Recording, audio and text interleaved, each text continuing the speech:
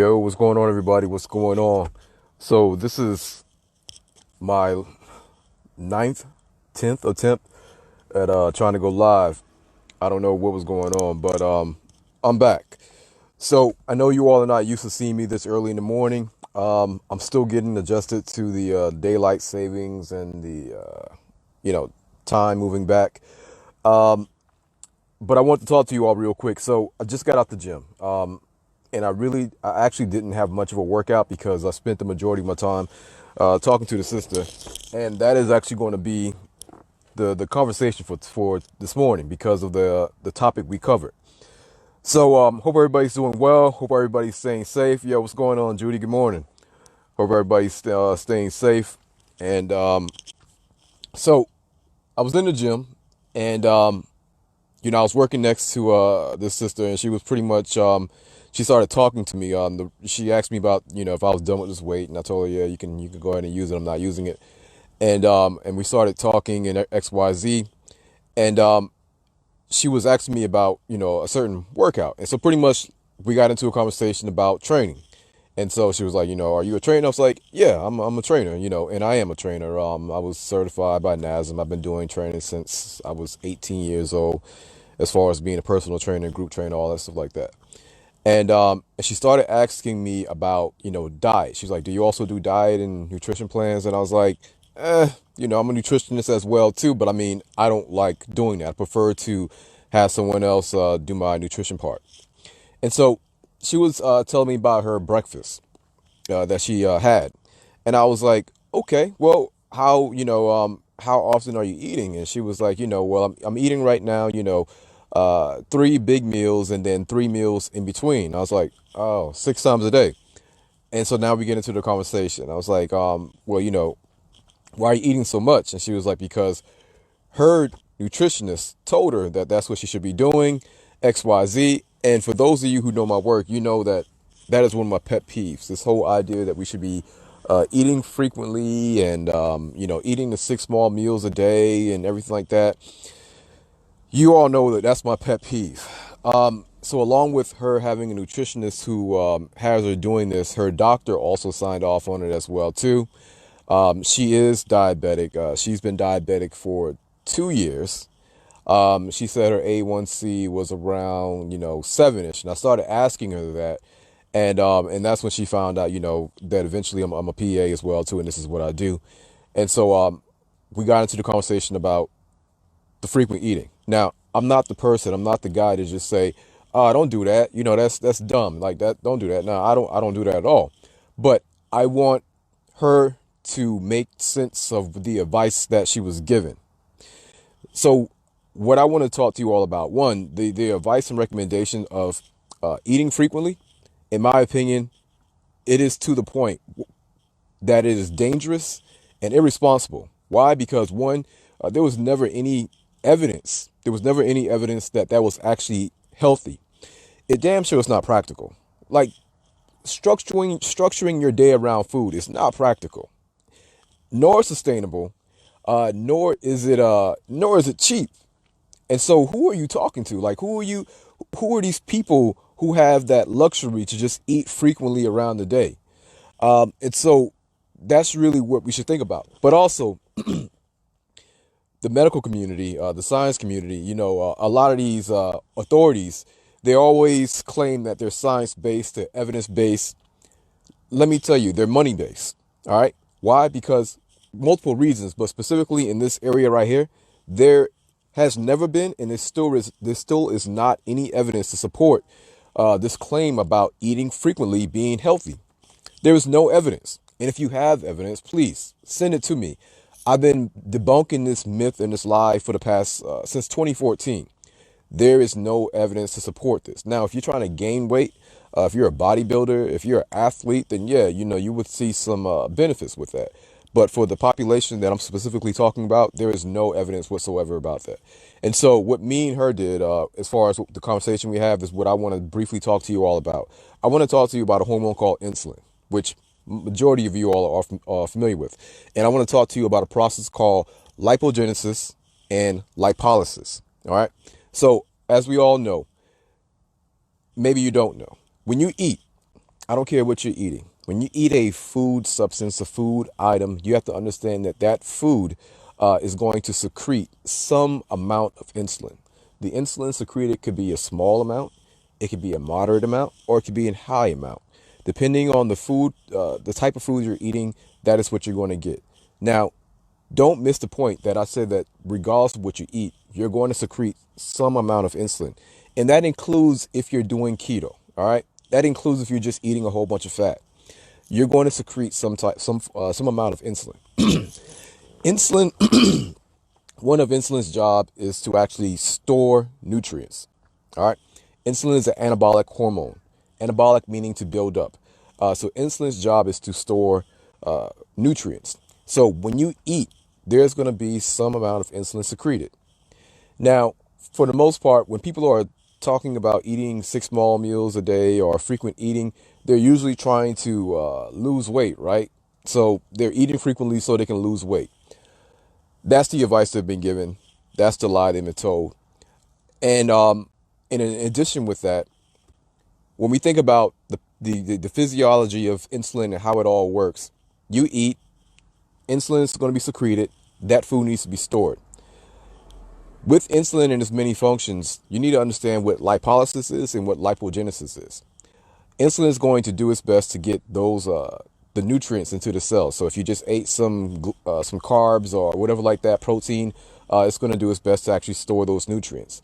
So once it has stored those nutrients and it continues to have excess, it is now going to take those nutrients and store it. So in the case of glucose, it's going to store it in the liver in the form of glycogen. So the stored form of glucose is called glycogen.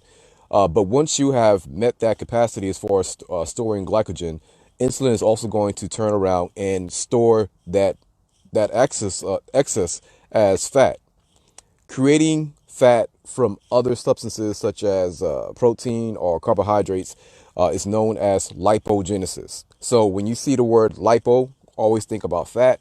And when you see the word, gen or genesis, we all know that's the creation, that's the beginning. And so we're talking about creating fat. So insulin is going to convert that protein, that glucose, into fat. And so that is one of the things that insulin is going to do. Now, also, what you need to understand about insulin is that insulin inhibits what they call lipolysis. Once again, you hear the word lipo. Lipo, once again, is fat. And lysis, you can think about that as breaking down. So we're talking about fat breakdown.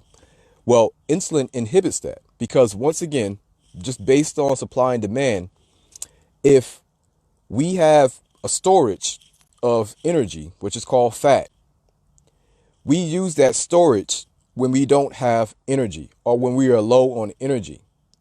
If you are bringing in energy, there is no point in me using the stored energy. What I'm going to use is the readily available energy. So when you eat, insulin is going to be secreted and it's going to inhibit lipolysis. It's going to stop the breakdown of fat because it makes no sense to be bringing in fresh food or fresh fuel and then going down to the basement in the storage and pulling out more energy as well. That doesn't make any sense. If we're bringing in energy, well, let's hold on to the energy that we already have in storage and let's utilize this energy coming in. And so that's what's going on. Now, think about lipogenesis, think about lipolysis, and think about the function of insulin. And also think about the fact that I just told you, every time you eat something, you're going to secrete insulin. It may be a small amount, it may be a moderate amount, it may be a high amount, but nonetheless, you're secreting insulin. For most of you all, does that line up with your goals? Most people in my demographic or my audience that I'm working with, they're actually trying to lose weight. They're trying to lose fat. They're trying to prevent and reverse type 2 diabetes.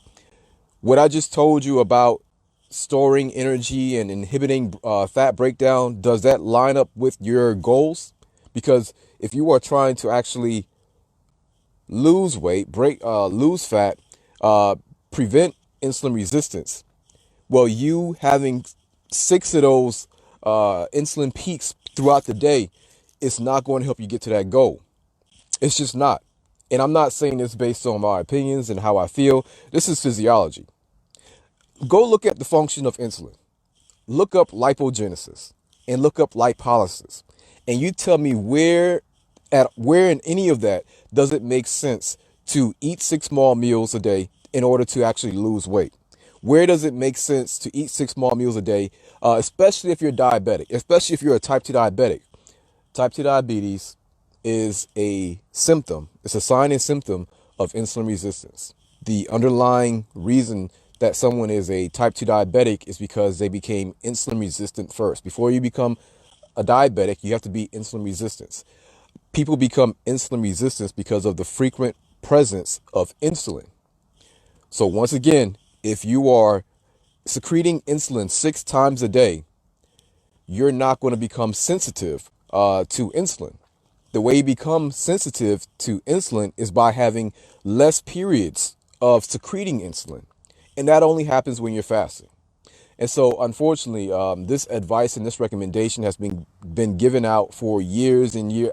I remember, so I was in the military. I got into the military in 2001. I got to my first home base in 2002. And I remember that being a really popular at that time. So we're talking about 2002. I mean, it's most likely was going on before that. But I can track it back personally to 2002. This is 2020. So we're almost looking at 20 years of misinformation being given out, deadly misinformation being given out, particularly in the case if you're diabetic. All right. So I say all to say this, the same thing I said to her. She got to the point where so this is the thing, like a lot of times when you deal with these people in, face to face, when the patient are dealing with the actual practitioners or the nutritionist face to face, and they're already having questions, or they feel like the person is not that confident about what they're telling them, they already kind of have some questions. And that's why she was asking me, because if you truly believed in what your nutritionist and your doctor was saying, you're not asking the guy working out next to you, what do you think about your eating? The reason you're asking that is because you really don't trust it. Like, you really don't believe it. Like, you don't really know if it's accurate. And so now you're asking everybody else. And that should tell you a lot. So I say all that to say this. Please look at what I just said. Look up insulin, look up lipolysis, look up lipogenesis. And understand that these things eating frequently does not help you out if you are actually trying to prevent and reverse type 2 diabetes. If you're insulin resistant, it doesn't help you out. It is not working your benefit. And if you're trying to lose weight, once again, insulin is an anabolic hormone. It's an important hormone. All of our hormones are important. It's a necessary hormone. But if your goals are not to actually pack on weight or keep the weight you already have, ask yourself if it makes sense for you to frequently eat around the day. Now, she did tell me, she's only eating a small amount of calories, and then, that gets into a whole nother conversation, because, everybody's, this idea that all calories are the same, that is also a lie. And we all know innately that that's a lie, because, 1,000 calories of, Snickers is not the same as 1,000 calories of an apple or apples. And so just understand that you eating that often is going to make you insulin dominant, which is going to eventually make you insulin resistant, which is going to make you eventually start having all of these problems. And remember, I always tell you all that insulin resistance is the foundations for so many of these conditions that we deal with: high blood pressure, high cholesterol, obesity, type 2 diabetes, pre-diabetes, PCOS, polycystic ovarian syndrome. But also when it comes to the cardiovascular issues as well too, high insulin levels stiffens your arteries. High insulin levels restricts the actual arteries. And so there is nothing healthy about that advice. There's nothing healthy about that advice and recommendation. And we just have to get to the point where we understand that it was game. It was game. It was a finesse. People who had an invested interest in you eating more frequently pretty much got on board, got to the practitioners, and the practitioners got hijacked with information, and they put it out to the people. And the whole time, there's no healthy evidence to support any of those claims about us eating frequently. So what do I recommend? I definitely, you all know, I definitely recommend fasting. I recommend that we have a a small window of eating. And so the eating window is something, I talk about all of this in my book, Done with Diabetes. The link is in the description. But we got to understand, just think about, like, pull yourself back 100 years ago, because right now, it's when they talk to you about this frequent eating, it's almost as if you are this fragile being who just can't simply go without eating first thing in the morning, who just can't simply go without eating every 2 to 3 hours. People in the hood who are struggling, dealing with poverty, know that's not a reality. You can go multiple hours without food, without passing out or dying. So to think that, all of a sudden, just because this practitioner or this nutritionist said that, you can't go 2 to 3 hours without eating, you're going to pass out, your blood sugar is going to drop, XYZ. Stop it. Stop it. Stop it. Stop it. It is not practical. It's not sustainable. It's not even healthy. All right. Like, you'll be fine. And the idea that you're going to manually regulate your blood sugar by eating 2 to 3 hours to get because that's what they're telling you. They're telling you that if you're a type 2 diabetic, you have to manually stabilize your blood sugar levels. So if it's right here at 120 and it starts to go down at 100, oh, make sure you eat a cookie, make sure you eat a snack, bring that blood sugar back up. Stop that. You are not a liver. You are not a pancreas. You have a liver, you have a pancreas, and that liver and that pancreas has a job. The liver, once again, has something called glycolysis. It has something called gluconeogenesis. The pancreas has something called glucagon. These are hormones and processes in the bodies that make sure that if your blood sugar starts to go down too low, it's going to secrete the glucagon, which is going to bring back up the sugar by talking to the liver to actually make sure the liver's like, yo, we getting low in sugar. Why don't you go ahead and break down some of that stored glucose you have? And it's going to release it.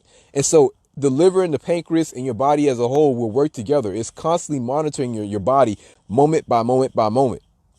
It's constantly monitoring your body, and it's going to see that we're having a decrease in sugar. But don't fear, we have a surplus of glucose and glycogen, and we have a surplus of fat to actually convert into glucose. So if we get too low, we're not worried about it. You don't need to eat something. We have plenty of storage. Think about it. You're trying to lose weight. You're trying to lose fat. That fat is on your body and it's serving the purpose of being stored energy. How on earth will you ever use a stored energy if you're constantly bringing in food? There is no point in using stored energy if we have a fresh supply of food. Supply and demand. Supply and demand. If I have excess supply and you're constantly bringing in more supply, at some point we're gonna have an oversupply, right? They call it a surplus. And so if I have a surplus, the demand for it is obviously going to be low. And so it just doesn't make sense. It doesn't make sense. And I don't want you all to continue to be hustled like that. What's going on, Clarice? So she said, so if you eat one meal a day, is that healthy? Yes. Yes. There's nothing wrong at all with eating one meal a day. The majority of my patients, the majority of my clients are eating 1 to 2 meals a day. And I want you to just think about that. So essentially, in 1 meal a day sounds scary for a lot of people. I get it. And this is something that, once again, I go in great depth in my book, Done with Diabetes, as far as, how you're going to get started. But essentially, what you're really doing is you're just trying to make sure you have your last meal before 6 is what I recommend. All right. And so once again, if you're doing the frequent eating, if you're doing the 6 small meals a day, you're directly going against that time frame. Like, you're going to find yourself eating at 8 and eating maybe at 9. I recommend for healthy bowel, for just health in general, you want to have your cutoff window at 6 p.m. Okay. At the latest 8 p.m. I highly recommend that you not go past that time. If you have your last meal at 6 p.m., at the latest 8 p.m., your body, your bowels, your system is actually going to have time to actually break down that food and have an empty stomach before going to bed. The reason why having empty stomach before going to bed is so important is because when you have an empty stomach before going to bed, this is going to secrete a hormone called ghrelin. When you hear the word ghrelin, you hear grrr, almost sounds like growl, right? And so ghrelin, also known as the hunger hormone, When you look at GHR, that's how it's spelled. GHR. Oh wait, yeah, GHRELIN. That's ghrelin. Well, the GHR in ghrelin stands for growth hormone releasing. As part of repairing your body, you need excess growth hormone. Okay, and that can only happen on an empty stomach. And so, if you have your last meal at 6 p.m., it takes about 3 to 4 hours to completely break down the food, digest, assimilate everything, and then make the stomach empty. So you're talking about from 6 p.m. to 10 p.m. Now your stomach should be empty, right? Well, if you lay down in the bed at 10 p.m. And you're sleeping, between the hours they call it, between the hours of 10 p.m. and 2 a.m., they call it the magic moment. Why? Well, because that's when you should be able to get into your REM sleep. But this is also when you're going to have the highest amount of growth hormone secretion. Growth hormone is incredibly important when it comes to repairing your body. And so you think about just how much work has gone on in your body throughout the day, breaking down food, you walking, you having excess oxidation going on, dealing with everything that you had going on for the day. Well, there needs to be some kind of repairing. There needs to be some kind of, restoration going on. And it's supposed to happen at night. But for many of us, that is blunted because we never have an empty stomach before going to bed. Our stomach is still trying to digest and break down food from earlier in the day because once again, supply and demand, like we have a huge supply backup that we have to deal with. And so while everybody else gets to go to sleep and take a break, your digestive system is still working around the clock. I told you the other night, last night, we had the health elections 2020.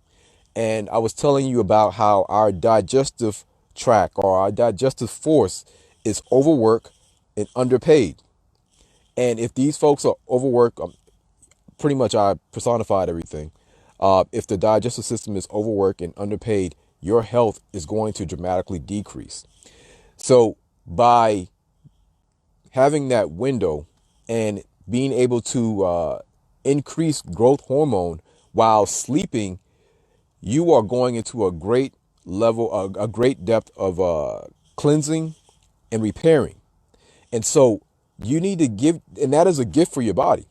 Like that's a gift for your body. So give your body that gift by trying to have your last meal at 6 p.m., going to bed around 10 p.m., and allow that ghrelin to be secreted, which is going to secrete growth hormone, and it's going to allow it to actually repair your body. Like it's going to do deep cleansing, repairing for your body, and by the time you wake up in the morning, monitor yourself, like check yourself. Like, do you really feel hungry? Before you grab the bagel, before you grab the pancakes, before you grab the cereal, before you grab anything, because these folks told you breakfast is the most important meal of the day, which, okay, it is, but let's look at the word breakfast. Break fast. Breakfast is simply the process of breaking your fast. You can break your fast at noon, you can break it at 3 p.m., you can break it at 6 p.m. Breakfast has nothing to do with a certain time of the day. Breakfast is not something that needs to be synonymous with 8 a.m. in the morning, 9 a.m. Like these folks at game, game. I was talking to a client the other day, and I was telling her where this whole idea about eating first thing in the morning came from. It came from a marketer. His name was Edward something. I always forget his name. But his first name was Edward, and he was the one who came up with the marketing campaign. He's the nephew of Sigmund Freud. He's a nephew of Sigmund Freud. His name is Edward something, and he was a marketer, and he came up with the whole campaign for eating first thing in the morning, breakfast being the most important part of the meal of the day. And back at that time, he was pushing eggs and bacon and just breakfast food in general. He was also a lot of them had ties with the Kellogg family, and so straight hustle, straight game. Because once again, there's no evidence to support that stuff. So yes, eating one meal a day is incredibly healthy. Of course, if you are diabetic and you have other health issues, in my book, Done with Diabetes, I walk you through the process of getting used to that because you have to get used to it. You have to train your body to get back into that natural process. That is a natural process. In my book, I talk about the hormones. I talk about the hormonal process that has to take place in order for you to get adjusted to that. But one of the greatest gifts that you're stripping away from yourself by eating late in the night is the ghrelin, is the growth hormone, and in the fact that you don't have an empty stomach. Like, it's such a straightforward and simple thing. Stop eating at 6 p.m. Like, I'm not asking you to go to the gym. I'm not asking you to go to the grocery store and splurge. I'm not asking you to do any of those things.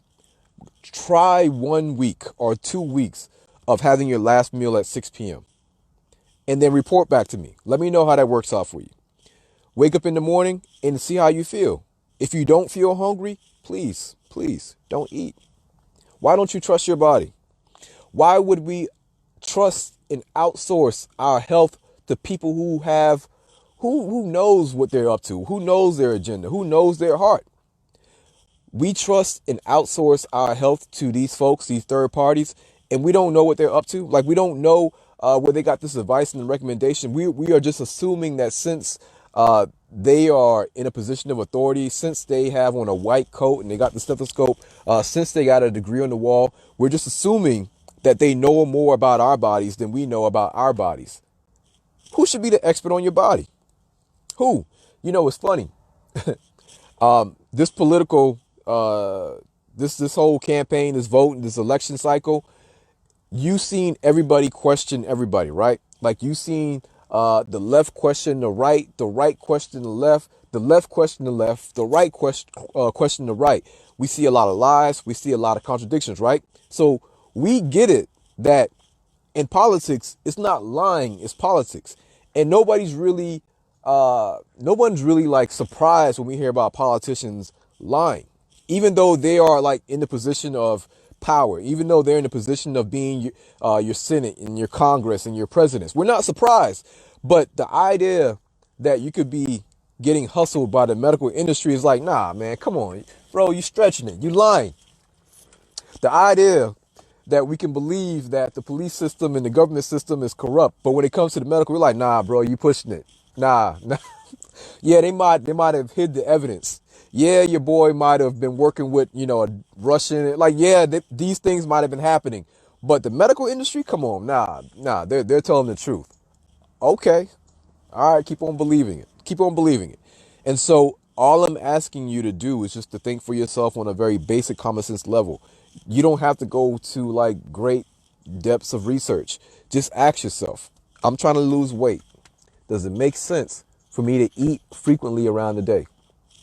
If this young man is telling me about insulin, and insulin is an anabolic hormone, meaning to build up, and he's telling me that insulin inhibits lipolysis, which is the breakdown of fat, and insulin promotes lipogenesis, which is the creation of fat. And he's also telling me that every time I eat, I am secreting insulin. Does it make sense for me to do something multiple times a day that's going to work directly against my goals, which is losing weight, preventing and reversing diabetes? That's all I'm saying. That's all I'm saying. Also, ask yourself, this young man is saying that if I have my last meal at 6 p.m., this will allow 4 hours to go by before 10 p.m., which will allow my stomach to break down, digest, and assimilate the nutrients in there, which will then allow a hormone called ghrelin to be secreted, which will then allow that hormone to secrete during the hours of 10 and 2. Growth hormone plays a large part in the repairing and the rebuilding and the restoration of my cells and my body as a whole. And if I'm not doing that, he's saying I'm missing out on a great gift. Like, just think about it. Just think about it. They've done a great job. Evil, wicked job, but it's a great job nonetheless, as far as the impact. And so I just need for us to really just kind of think about that. All right. Only just think about that. What's going on, everybody? So, Clarice, yes. So, back to what I was saying. Last meal at 6 p.m. Wake up in the morning, check in with yourself. If you're not hungry, don't eat. Like, why go against the hormonal process in your body? Why listen to the doctor or the nutritionist telling you to eat even if you don't feel hungry when your hormones are monitoring your body moment by moment? If you cough, your body knew you were going to cough 3 seconds before that. You know why? because the cilia in your lungs and the actual tissue in your body, they were already trying to get rid of something, and it was like, yo, we can't get rid of it. Hit the ejection button, and then hit the ejection button, then you cough. You coughed after they already went through the process of saying, all right, make him cough because we can't get this out of here. All right, he coughed, make him cough again because it's almost out, but we need one more cough. And then you cough again. Like they knew that before you knew it. And so we're going to take this intelligent body that we're living in, right? This intelligent body where when's the last time you actually thought about breathing? For the most part, we don't. We don't think about breathing. When's the last time of when's the last time you thought about blinking your eye to moisturize your eye? You don't. You don't. Right? When you got up to stand up or walk, like when's the last time you thought about stabilizing the muscles in your thighs and your like? We don't do any of those things. Our bodies are extremely intelligent. It knows what's going on moment by moment, and so we trust it to do all those important things. Like we trust it to keep our heart beating. We trust it to continue to breathe. We trust it to break down the food we just took in. But when it comes to when we're going to eat, we outsource so much stuff. Your body says, yo, don't eat. I do not feel hungry. I do not want any more. And the nutritionist is like, eat. And then we're like, all right, you must know more than me. Stop it. Please stop it. These folks don't. They don't know more than you. And at least, ask them to share a link with you, some evidence that eating frequently is actually healthy. They can't do it. I've been making this request since 2014. They can't do it because there is none. And also, somebody asked, yo, what's going on, Frida? Renee, what's going on? Keisha, what's going on? Clarice, somebody asked a question that I was going to get back to. Melissa says, I eat a lot of beans, kale, broccoli. Yo, good for you. Along with water, and it keeps me full. Yeah. And so that is the power of fiber, right? So fiber is incredibly important. I highly recommend that we all like just eat more fiber. I don't care if what you're already doing right now, like, but eat more fiber because it is incredibly healthy for you. But more so, once again, in the Health Elections 2020 video I did last night, we talked about certain policies. We talked about, the digestive system. The digestive system played a big part of the debate that I had last night, the Healthy Elections presidential debate, because the digestive system, once again, is overworked and underpaid. Underpaid. The payment for your digestive system, one of the things that they truly like is fiber, both soluble and insoluble. And many of our diets, many of the foods that we eat are incredibly devoid or incredibly low in fiber. And so one of the best things you can do is to provide your digestive tract with fiber. We talk about like real policies with presidential debates and everything like that. And we talk about like black owned businesses and how we need more capital because we understand the deficiencies when it comes to getting capital for our businesses and our companies and our communities. That is all true. I agree with all of it. But think about what we're demanding. More resources. Why do you need those resources? Because it's kind of hard to live and survive in a capitalistic world with no capital, right? Well, let's flip it to your digestive tract. It's kind of hard to do work as a digestive tract without the very resources that you need, which is fiber. Which is fiber. You're eating all of this processed food with little to no fiber, and you expect your digestive tract to not only work but work around the clock. We got our digestive tract working 9 o'clock, 10 o'clock, 1 o'clock, 3 o'clock, around the clock, and no days off. Um, we're not giving it fiber, and so once again, I asked the question last night in the video, the Healthy Elections debate. If your cells were the people, like we are the people in this election, and your cells had to look at you as one of the candidates, who would your cells say that you're more like? Right now, people are largely choosing between Trump or Biden, right? Even though there's several other people on the ballot. But for the most part, people are largely looking at Trump or Biden. Who would your cells consider you to be more aligned with as far as the treatment or as far as your policies that you're going to offer? If they're telling you that we have basic needs, we need potassium, we need magnesium, we need fiber, we need calcium, we need vitamin D, and we've been telling you this for the past 40 something years, and you're not giving it to us, and now we're rebelling because we're trying to make it known that we need these very basic needs. We're protesting in the street. Our protest is turned into riots because you obviously are not getting the point that we need these things. And then what do? We're like, I see y'all out in the streets protesting, talking about y'all need vitamin D, talking about y'all need magnesium and calcium. Keep it up. I'm gonna flood the streets with medications. Blood pressure high because you don't have potassium and magnesium, which relaxes the arteries.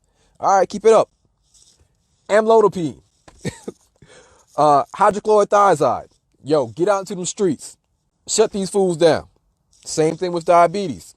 Oh, you want to resist the insulin? Okay. All right. Metformin, glyburide, glimepiride, out into the streets.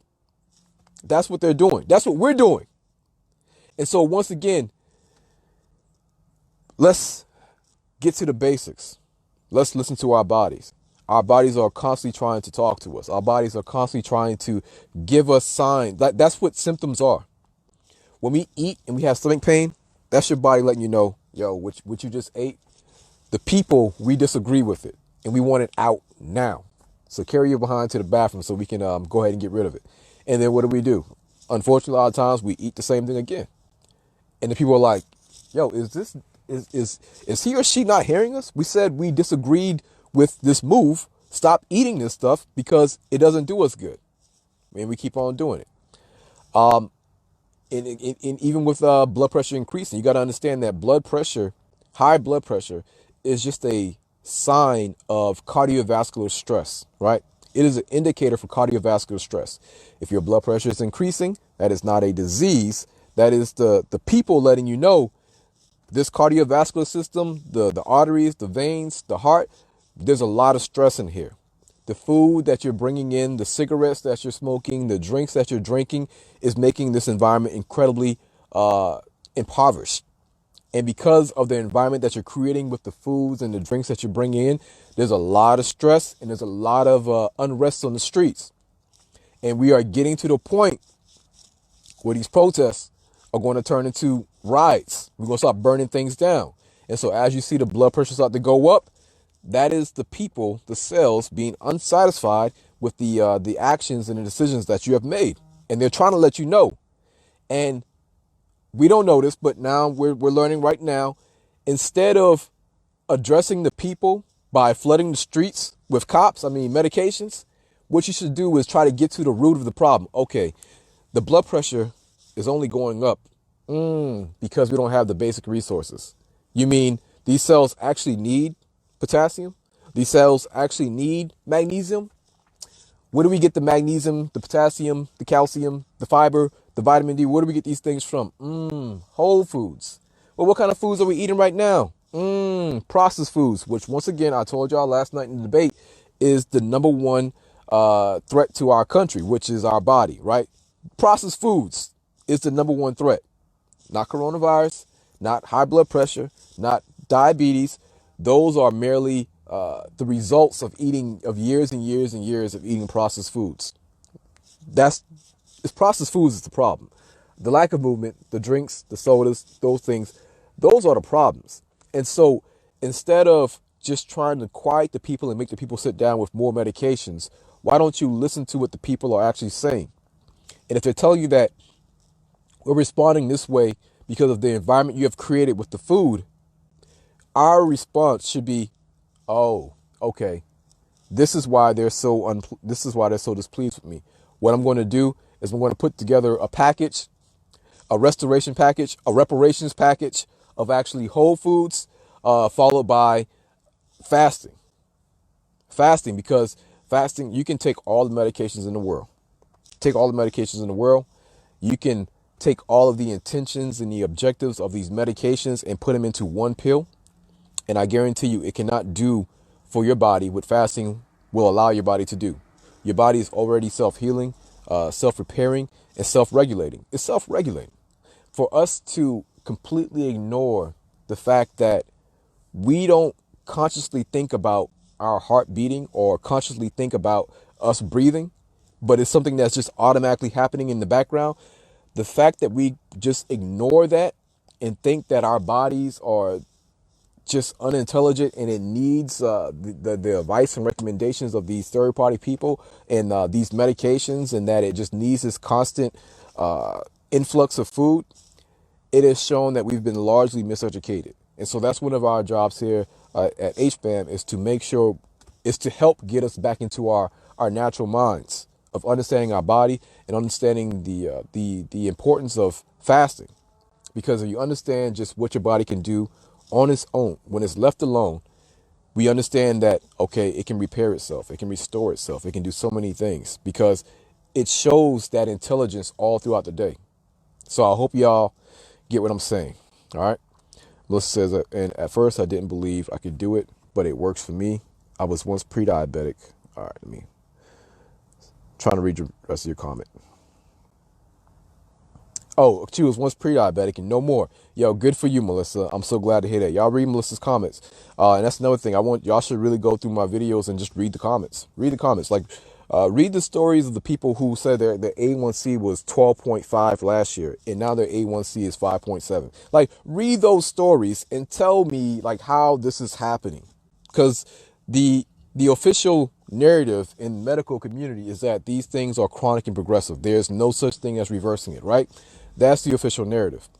Tell me how these folks are doing it by just fasting and eating whole foods. Like, tell me. Tell me. All right. I'm going to have to go, y'all. I didn't expect to be on here this long. How long have I been on here? Woo! 40 minutes. Goodness gracious. June says I can only do 2 meals. I have my first meal around midday and last meal around. Yo, that's good. That's good. And that's what I'm saying. Like, with fasting, it's incredibly flexible. You can make this thing work for you. You can downshift, you can upshift, you can make it work for you. So I like that. If that's what's going to be practical for you, June, and that's something that you could do on a daily basis or for the most part of the week, please do it. Do it. I love that. Keisha says the medical world is something else if you don't follow up and do your research. Yeah, for sure. Don't confuse hunger and having an empty stomach. We have been programmed to eat by the clock, which has led to food addiction. For sure. For sure. And that's a conversation people don't like to really talk about as far as food addiction, but it's a real thing. What's going on, Francis? Yo, Jay, what's going on, bro? Yo, Ty, what's going on, man? Scotty, yo, thank you. Katrina, thank you. So do you think vitamin supplements work for the body? Yeah, so yeah, supplements work for the body, particularly in the cases when you're actually deficient on a certain supplement. But we have to understand that supplements only supplant what we should be getting from food, right? So above and beyond, we need to make sure that we're getting our primary source of the vitamins and nutrients from foods, whole foods, okay? Above and beyond. But as a precaution or as a secondary choice, then yeah, a high quality vitamin supplement is going to be good. Especially in the case when we're talking about vitamin D, I definitely recommend that we supplement with vitamin D, as well as make sure we get out into the sun when we can. Now, I know a lot of us can't, or we don't have that access to the sunlight like that. And so I definitely recommend getting a high quality vitamin D. And the highest quality vitamin D on the market is the one that we sell. Of course, I'm biased. But yeah, so we sell vitamin D / K2 right now, and you can get, I'll post a link for that in a little bit as well too. But yes, for the most part, make sure you get your vitamins and your minerals from whole foods. Okay. All right, y'all. I actually got to get ready to go to the office. I didn't intend to talk that long, but I hope y'all get what I'm saying. Watch the video, share the video, please share the video, share the information, and think about what I said. Also, if you want to get the book, Done with Diabetes, the link is in the description. Go ahead and click that link, get that book, because everything I just spoke about is in the book itself. But also, when you purchase the book, we are giving you the audio book for free. Okay. Also, if you want to get a health consultation, which trust me, it's going to be the best money you've spent as far as health goes. Getting advice and recommendations. The link is in the description. Right now, we're doing 50% off. So instead of our regular price of $150, it is now $75. We're doing a special on that, so click the link in the description. And we also have the Health is My Birthright shirts. I don't have that on right now. Like I said, I just got back from the gym, but you can also check out that link as well. All right. Yo, what's going on? You're definitely welcome. All right, y'all. So I got to go. I appreciate y'all. Love y'all. Stay safe. Be vigilant. And I'm going to holler at y'all later. All right. Peace.